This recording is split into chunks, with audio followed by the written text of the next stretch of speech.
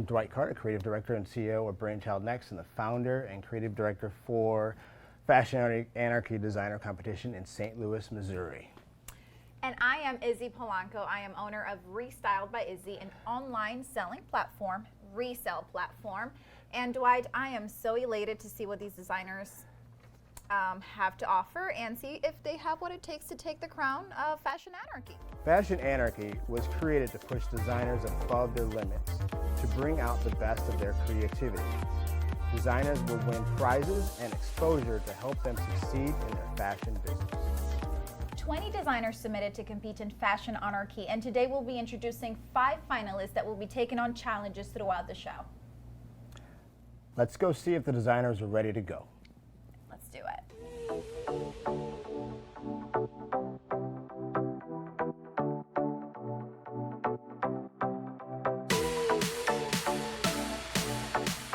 Well, hello designers. Is everybody excited? Yeah. All right. My name is Caroline Williard. I am the founder, owner, and designer of CW Couture. I have been living in St. Louis since 2010. I'm an artist, an entrepreneur, and a mother. So my specialty is working with bridal, special occasion, custom garments, costume wear, and just pieces that are huge and loud and big and beautiful. But over the last few years, I have evolved into doing a little bit more casual wear, streetwear, and children's wear and menswear. And it's just been an evolving process with just what I'm going through and experiencing in life of what I've been creating. So kind of the direction that I'm headed in right now is to have my line and also do a subscription box for children and teens.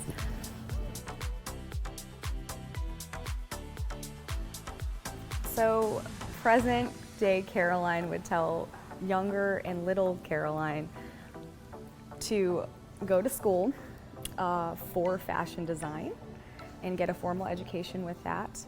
I would have also taken more opportunities that I just put on the back burner because I was pursuing other things.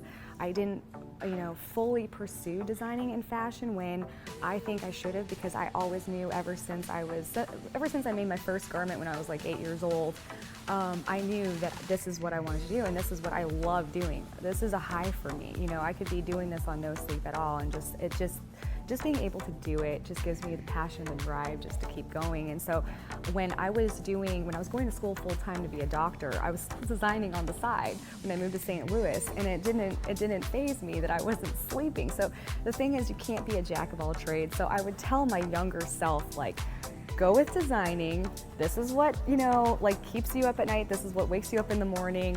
This is what you should be doing. Do it. Don't listen to anybody else. Just follow your heart, follow your dream, follow your passion. Hi, my name is Brandon Vaughn, a fashion designer in St. Louis, Missouri. And I came to win. I only came to win. So, yeah, the rest of you guys gotta go home because I'm here for this.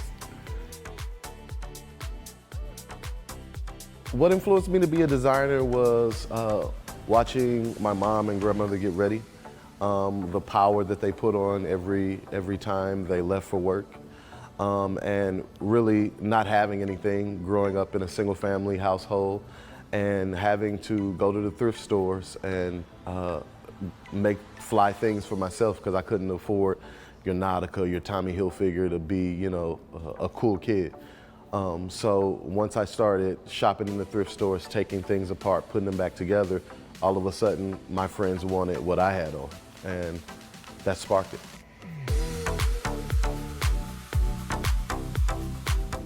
Well, my fashion history education, I grew up self-taught sewing, would lock myself in a room and really study what it took to make a good quality garment. But then after that, I decided I got to make this official, so I went to the Chicago Art Institute and studied fine arts, fashion design, bachelor's. And then I did pattern making for about 5 years in the industry. And then I got promoted to assistant fashion designer before I moved back home and decided to open up my own brand.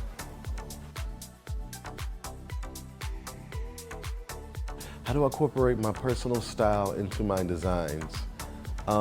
It's the sophisticated elegance with the edge. When I design, usually I'm designing women's wear. So I think about three people: my wife, my mother, and my daughter. And that is the sophisticated, the edgy, and the elegant part. That's how I want the women of my life to dress. So I try to design something that's respectful, but it's age appropriate. And that's usually how I go. Yeah, each one has that word. Sophisticated is mom, elegant is my wife, and edgy is my daughter. And I mean, that's really how it goes. Really, sometimes I start with fabric, sometimes I start with sketch. It really depends on the day and how I feel.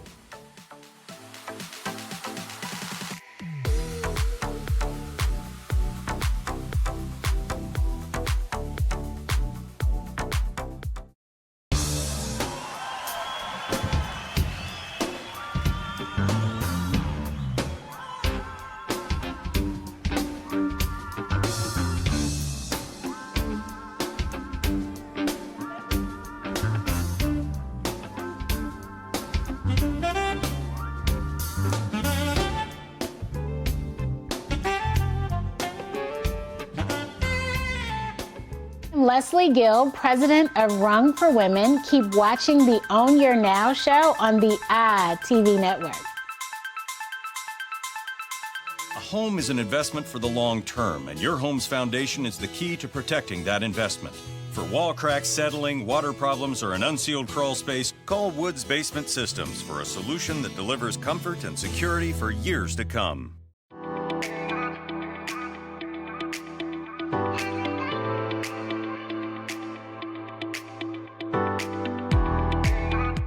Hi, my name is Madison Marks, and I am a St. Louis fashion designer who specializes in androgynous punk clothing. I feel like my purpose on this earth was to be a fashion designer. I just kind of knew from the moment I could even express interest that fashion was my favorite thing in the world. It wasn't something that I picked up later. It's always been ingrained in myself. And my great-grandma was the most fashionable woman I'd ever met, and she kind of got me into fashion, and she's no longer with us, but she was the reason that I got started, and I just carry on with this for her, and I'm just trying to fulfill my career and my goals for her, and I think that she's looking down and she's really proud of what I've done.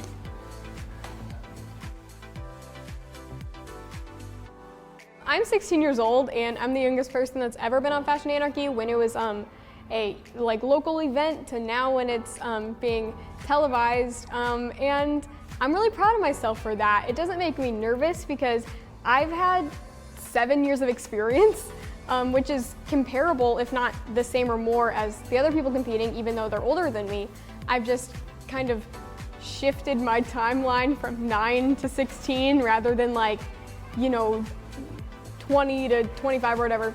So it's the same amount of experience, but just at a different time period. But I'm so proud of what I've done, and I think I can keep up. I'm actually positive I can keep up because we all got here. Yeah.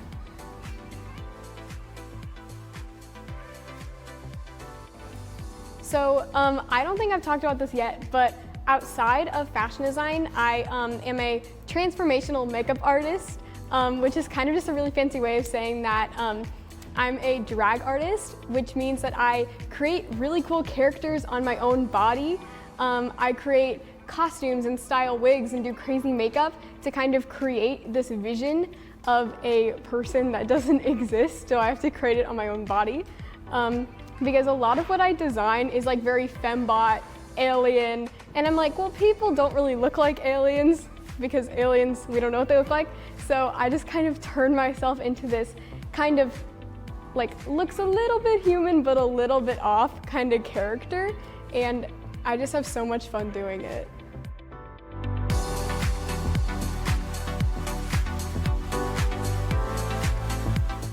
My name is Kelsey Gibson, and I am a fashion designer based in St. Louis, Missouri.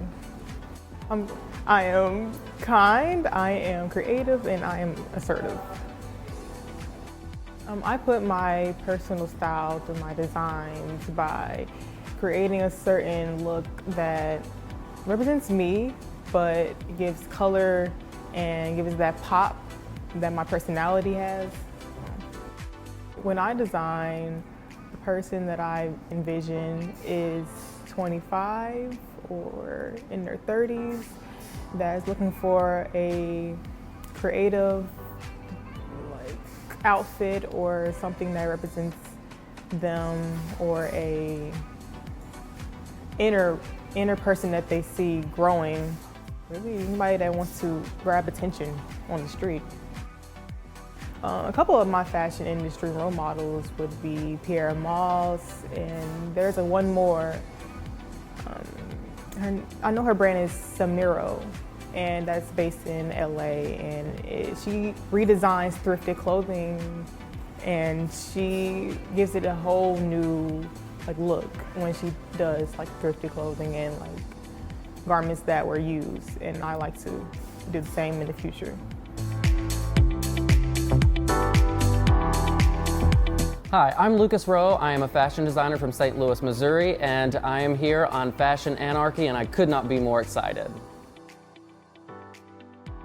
So as a menswear designer that's more on the eclectic side, I'm really excited to get that to the forefront to where people can see. It's not something that a lot of designers are doing these days, and I believe that there is a vast area in the market that needs it, and for people like me that like to wear the things that I make. And I can't wait to be able to show that here on Fashion Anarchy and for you all to see it.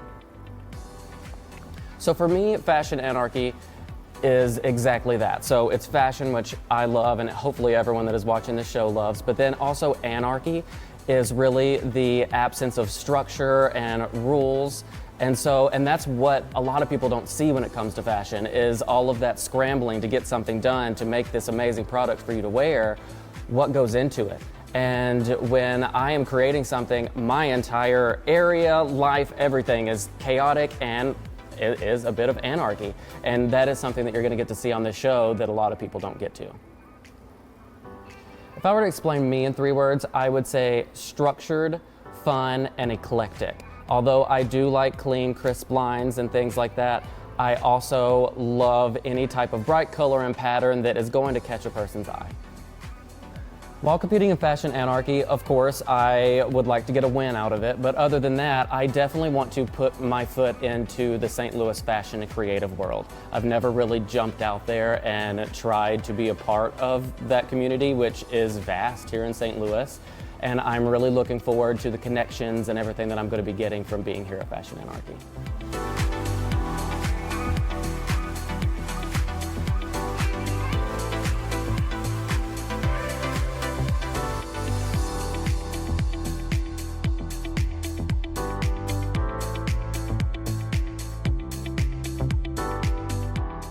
L7 Catering Excellence. Welcome to the market leader in small bites. Experience a perfect blend of sensational foods, a customized menu with competitive rates. L7 is creating memorable dining experiences, one small bite at a time. L7 Catering specializes in small bites for intimate gatherings with an emphasis on exquisite seasonal cuisine.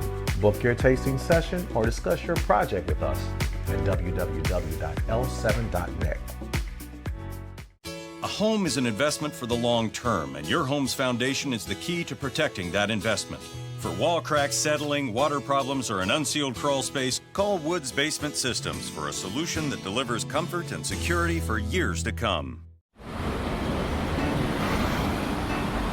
Hey, let's check out this park.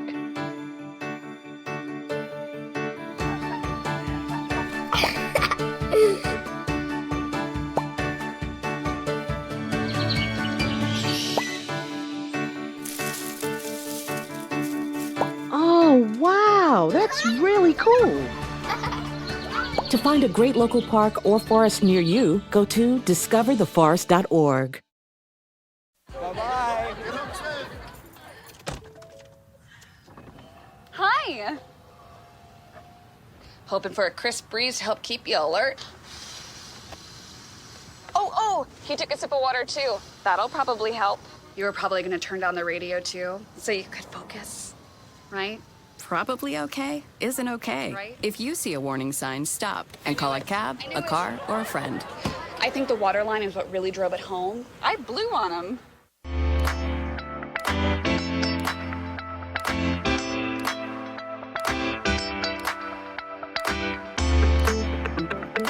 Hello, Mike. Nice to meet you. Izzy, we're so excited to be here. Nice to meet you. Mike Dwight Carter, nice to meet you. We are so excited to be hosting you here at Car Textile and RM Coco with the Fashion Anarchy Challenge and supporting the local St. Louis design community. Well, we have 5 designers that are very excited to be here and very excited to be at Car Textile, so let's go check them out. Let's do it. Let's get started. I teamed up with Car through the St. Louis Fashion Fund. I have a relationship with the Fashion Fund, and they connected me with Mike Carr, who runs Car Textile. I'm Mike Carr, president of Car Textile and RM Coco Decor Limited.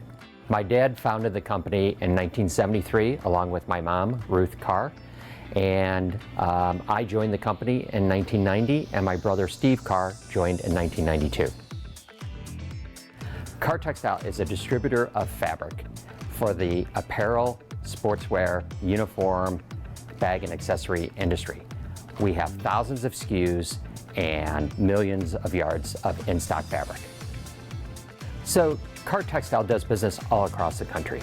We have an office in New York in the Garment District on 38th Street, and we sell nationally all across the country. We're in LA at least twice a year at shows, and in Las Vegas twice a year. So to do something here in St. Louis and get more involved through the St. Louis Fashion Fund is really exciting for us to see something going on in our backyard, and really excited that we're involved in Fashion Anarchy and that this competition is taking place here in St. Louis, spotlighting our industry and designers that are from St. Louis.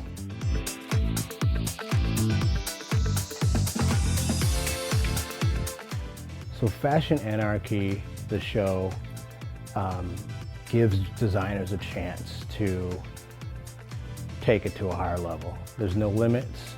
They have their challenge, whatever that challenge is, they can take that as far as they want, interpret the challenge in their own style and aesthetic. We give them a challenge, we give them the tools, and then how crazy and wild they can get with it, the better.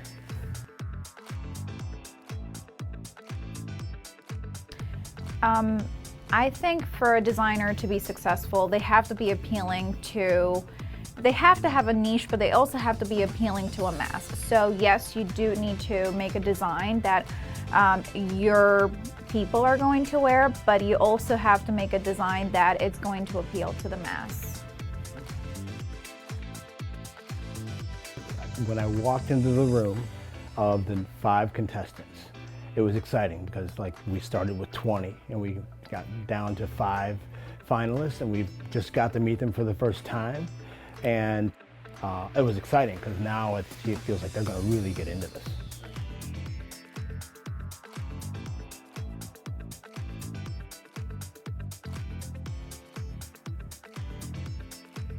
I feel like electricity is going through my body right now, so I'm very excited.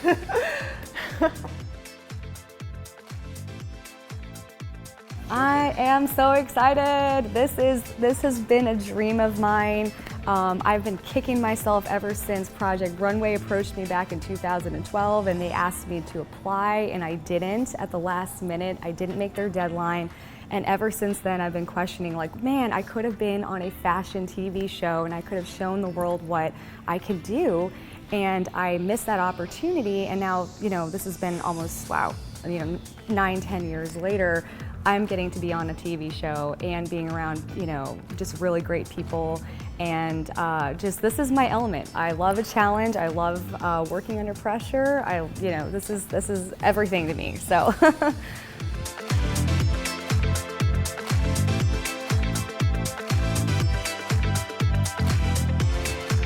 So back in the day in St. Louis, Washington Avenue was a very thriving fashion district, garment district.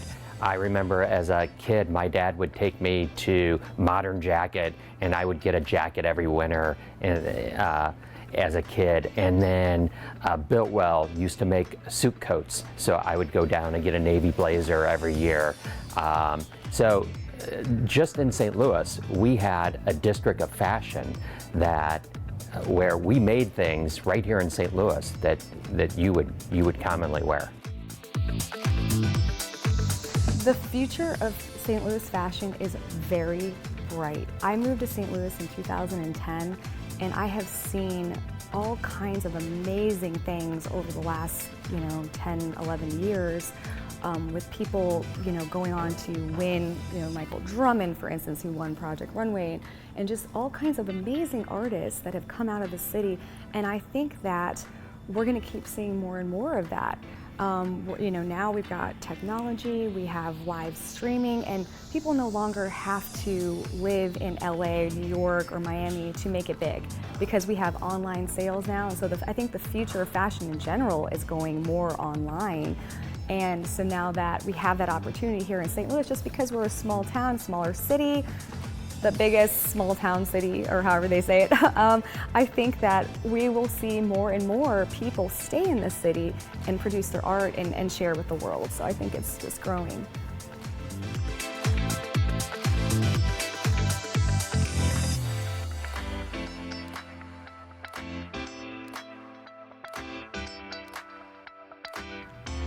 Designers, are you guys ready for your first challenge?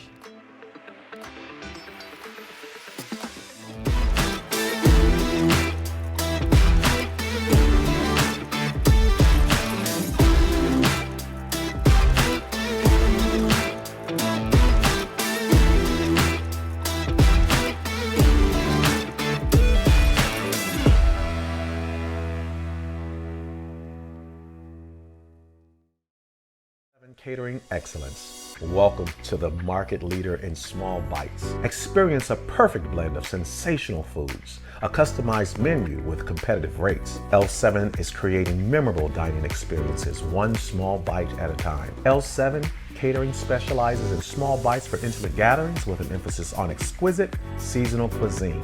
Book your tasting session or discuss your project with us at www.l7.net.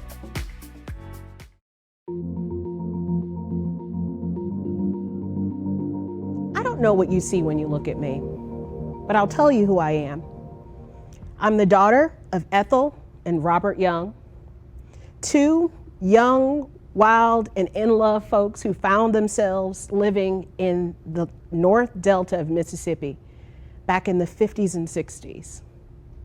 Now, if you know anything about the 50s and 60s, they weren't necessarily the most positive times in our history. But I can tell you this, my parents made the most out of their upbringing. And it's because of them, their tenacity and hard work, that I am who I am today. You see, growing up in a little town called Crenshaw, Mississippi, a little town probably with a population of 1,500 people, they never knew where their lives would take them.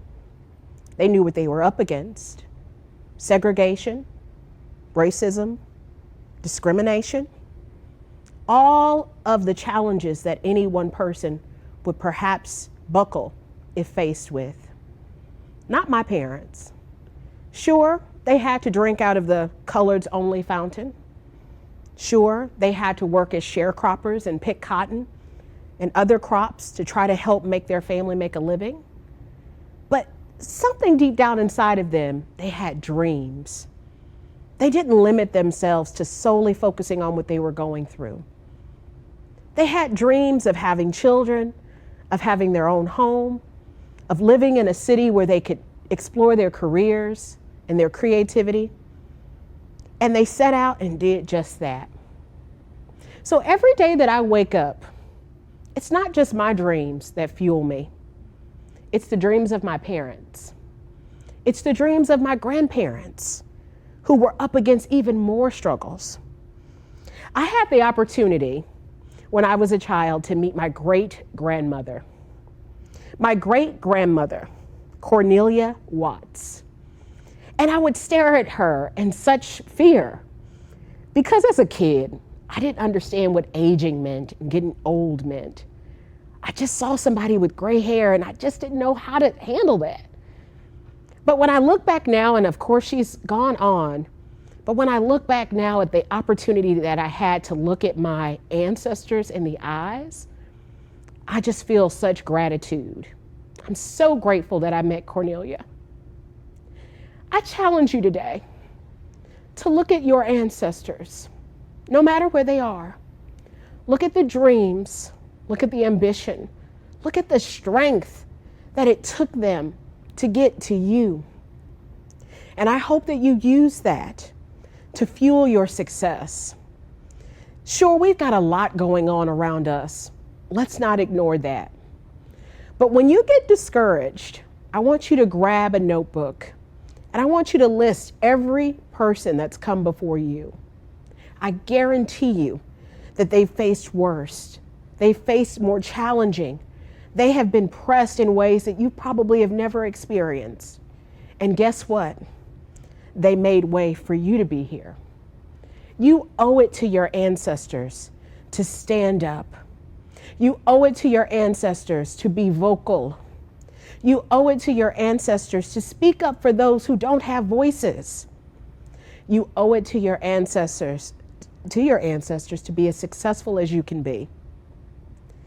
Don't take life lightly because someone else fought for you to sit in the seat that you're sitting in today. Think of your ancestors, be proud of who you are, but more importantly, find your dreams and carry them.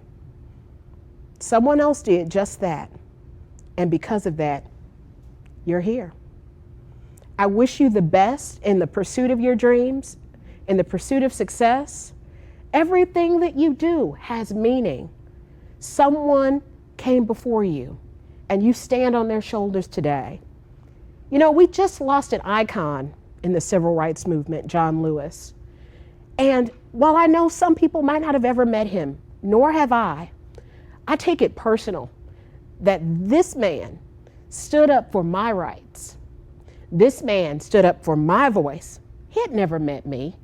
He couldn't pick me out if he tried.